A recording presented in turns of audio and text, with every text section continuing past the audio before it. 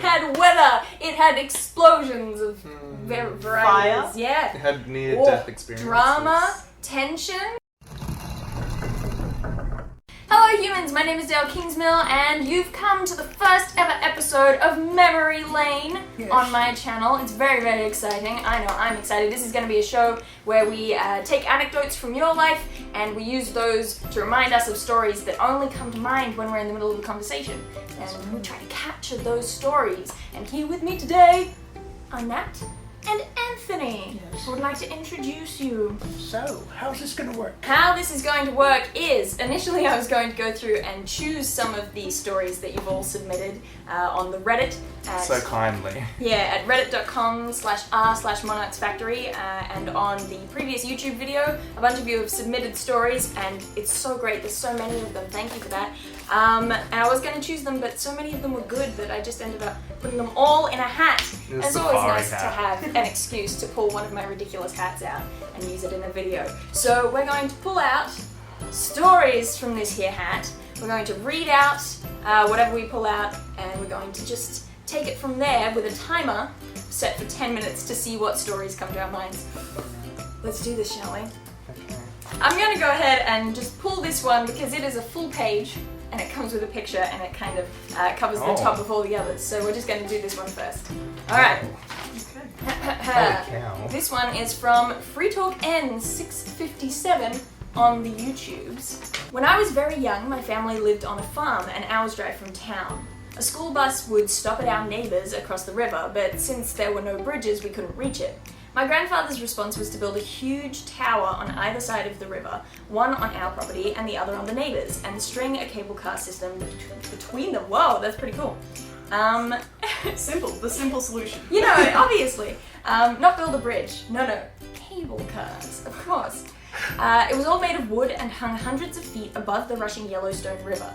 The car was a small sliding door closet with a lawnmower's engine at the top, pulling me and my father back and forth every morning and evening.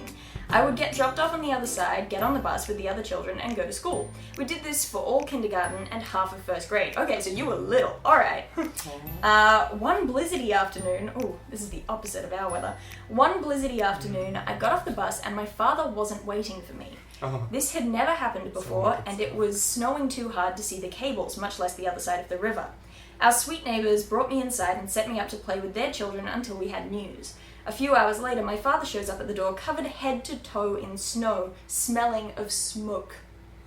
The small gasoline engine had caught fire and spread to the cable car and the wooden tower. Father tried his best to put it out with the snow, but it was futile.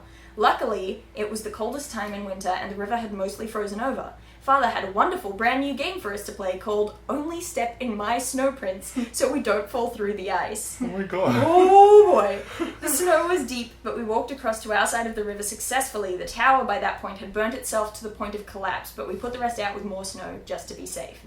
And that is the story of how I had to commute 2 hours every day for school, until the snow melted and grandfather built a rowboat with a lawnmower engine to jet across the river to the bus stop. Wait, that last part? Yeah. What more engine inventions! Rowboat Isn't that with wonderful? a lawnmower engine. Yeah. Okay. Like a little motorboat. What? That's like something my granddad would do with a motorboat. That story is a Pixar short. Right? And then after that we get a reply from Michael Summers even, and I love this because it means that people are sharing stories with each other. When my grandmother was little, she also had to cross water to get to school. She lived on Curtis Creek outside Baltimore in good weather. Her father, who was a boat builder at the time, would row her across the creek, which was really more like a little bay, at least 1,500 feet across. When the creek froze, he would put her on a rocking chair and push her across the ice. Here's my grandmother and one of her brothers in one of their father's rowboats. Oh my god. How good is that? He's given us a picture as well. I'll stick one up on the screen for you all. Chair. So that's a story and a half.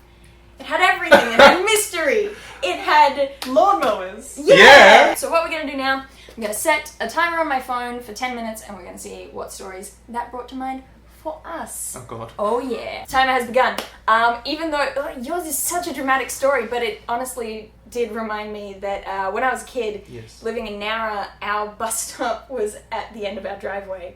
Just for most of my primary school life, that's where we had to go to get on the bus, but it just meant that we were extra late because we run late as a family, Yeah. but then we were like, we just have to walk down to the end of the train. It's fine, it'll be fine. But we would constantly end up missing the bus and like running with our bags unzipped and shoes half on and ridiculous things like that. And Mum would have to, if we missed the bus, Mum would have to pile us into the van and get us to the next bus stop in time to catch it there, because she didn't have time to actually like drive us to school, but Just throwing you all. maybe she could just get us to the bus stop on time. And so our van was basically, if you've ever seen Little Miss Sunshine, Yep. the van from that movie was basically our van. Ours was silver, but apart from that, it would do things like, at some point the bull bar fell off the front, and we had it tied on with a skipping rope, with a bright green skipping rope, and like the door did fall off once, at least once. It would constantly break down, and we all had to learn how to like push it Were down you the road guys to like get a it family started. of gypsies or something? I wish.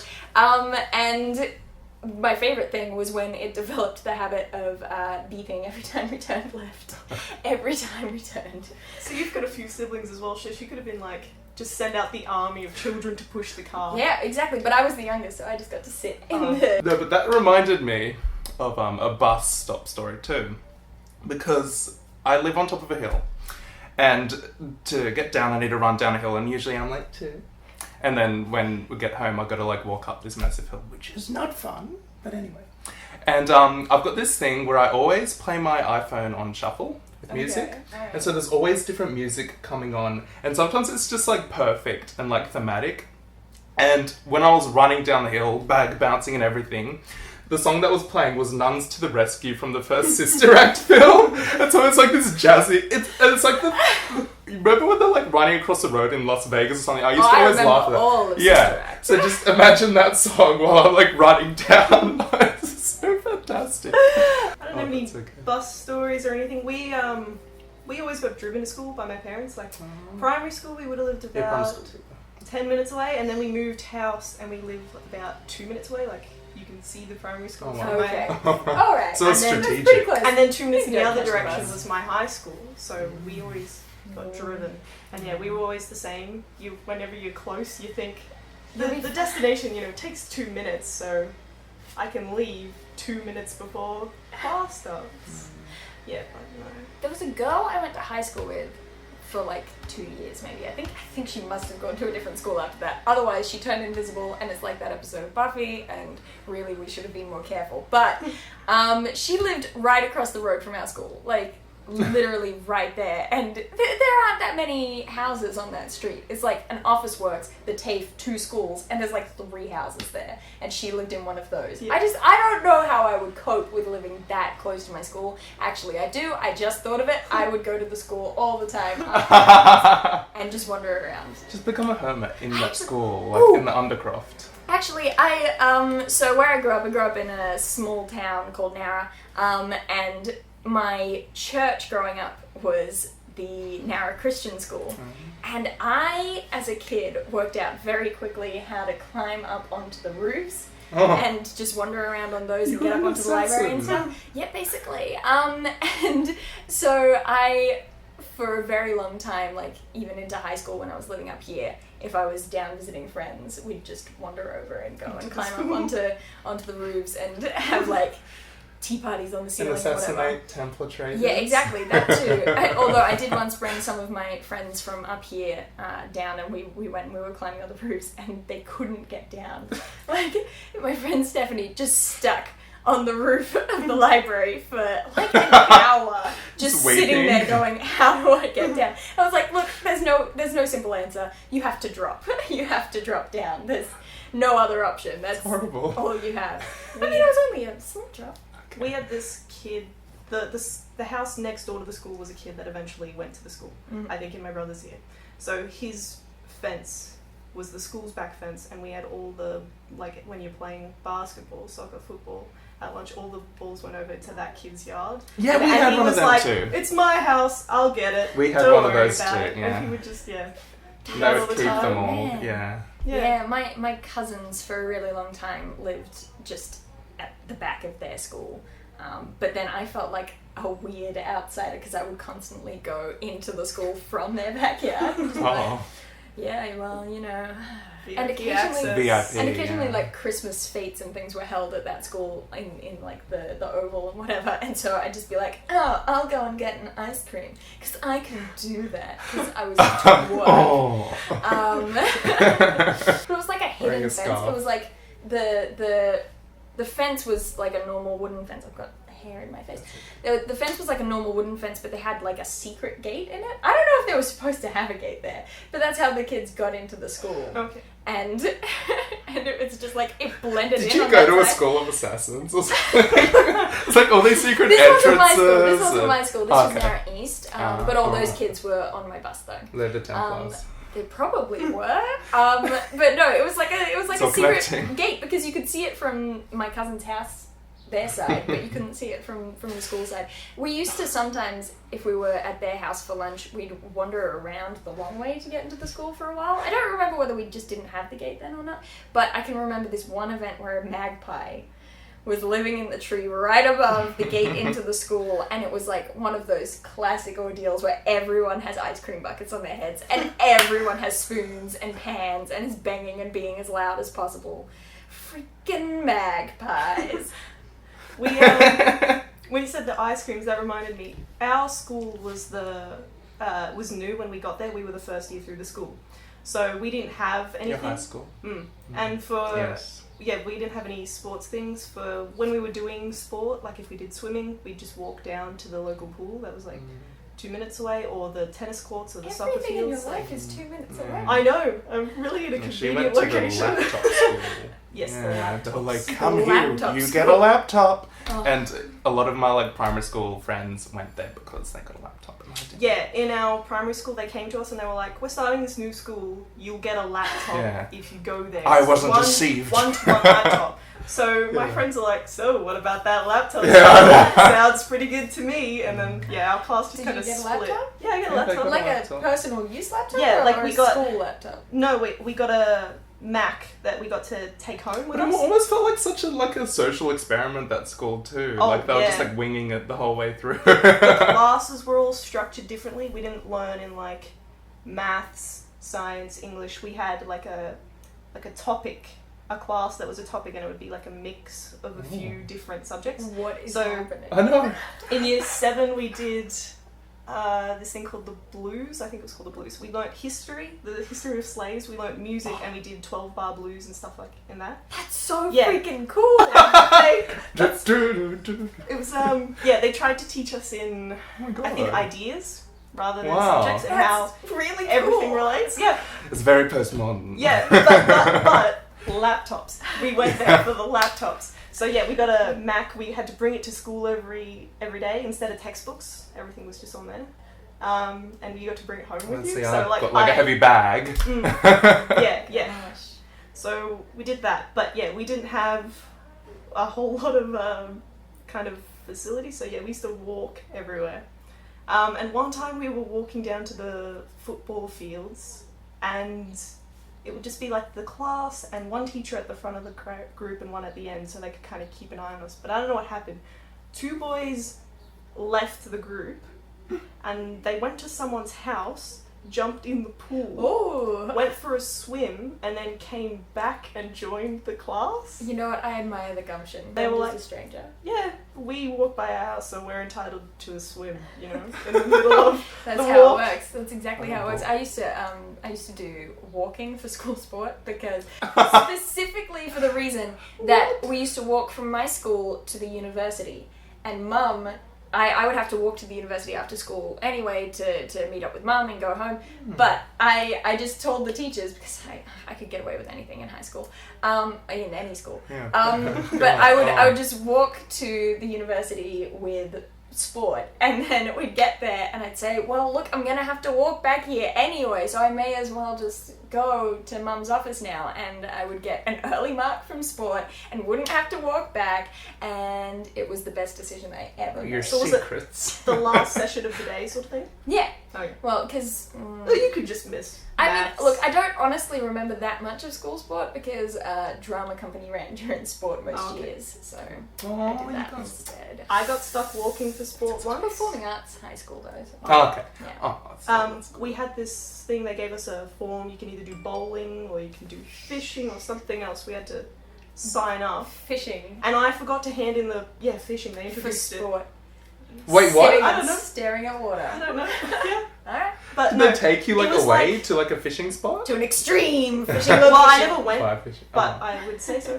Oh, wow. No, it was just No, this, just in the schoolyard. It was just this thing, I don't remember what it was for, but it was like at the end they just introduced a whole bunch of new sports. So fishing was one of them, and bowling and gymnastics. And I forgot to hand in the permission slip saying which one I wanted to do, and everyone that forgot had to go walking. As it turns out, the timer ran out a little while ago and the noise just didn't happen. So you finish up your story and that'll be it for Yes. today. Alright. We went walking this one time and we found a stray dog. And we adopted the dog on the walk. It walked with us. Because it didn't have a collar or anything. We're like, cool, this dog is ours now, and we walk with the dog. It was... This is just Skyrim. This dog, we named it Ballsack. Because it had not been snipped. We called it Ballsack, and our teacher that took us on the walk was like, you cannot be wearing the uniform and be yelling Ballsack in public. So we're like, alright. So we renamed it Sacky. Oh my And then God. I think he got used to the routine because we walked with him multiple times. Like, he'd wait outside the school and he's like, where are those kids that always come for walks with me? Because, so he would always walk with us on the school walking We trips. had this like gigantic dog, and we called him Bruce. And he, like, the first time he came, I was like so proud of my cat Malcolm. He like stood in front of us and protected us against this like massive dog while we were like getting the washing off the line. We were like small primary school age, but it turned out to be a really friendly dog. Oh, that's And we good. made friends. That's good. So, yeah, we went on walks too. Alright, I'm calling it there. I have a story, but I need to stop myself. Yeah. So, that's it for our first episode. I hope that you enjoyed it, and I hope that these stories that were jogged in our memories jogged some stories in your own memories. And if they did, you can leave those anecdotes in the comment section below on YouTube, or you can go over to reddit.com/r/MonarchsFactory gonna be and share them over there. Yeah, postmodern Reddit. That's the word of the day. Postmodern Reddit. Yeah. So I'm Dale Kingsmill. You can find me on Twitter at DailyDale if you so choose. I'm Anthony, and guess what? I'm a YouTuber too. You should find me at The Russian Blue on YouTube, and also on Twitter and Instagram at The Russian Blue. I like how Me. you just developed an accent halfway through. That's very you, though. And remember, you might get some wisdom from the great sage in training. The Great Sage in Training. Yes. That's your subtitle. Yes. And Nat, No socials. you can't find me. But she's in a Makes band, sense. and they're hardcore. I found and out earlier. we've made the decision for her that they should just become the Blues Brothers. And film a movie about it. Yeah, Yeah. that's the most important. You might part. see the movie. You should make socials. Everyone encourage her to make Yeah. social media accounts. Should make them Yeah. force her into it. You can subscribe to this channel for more content every single week. I have a Patreon now. The links for that are in the description below. Thank you so much for supporting me there. And actually, while we're talking about postmodern Reddit, can I just throw a huge shout out to the volunteer moderators who've been coding for the Reddit, because Druffy and VDoc have done an incredible job. It looks so much better now than it did when it began. So thank you so much for that. Very It's looking generous. wonderful. I'm very, very grateful. So yes, what did I say? Subscribing. We've done the socials, and you'll see us another time. Okay, I'm done. Maybe. Email this to your grandma. Bye.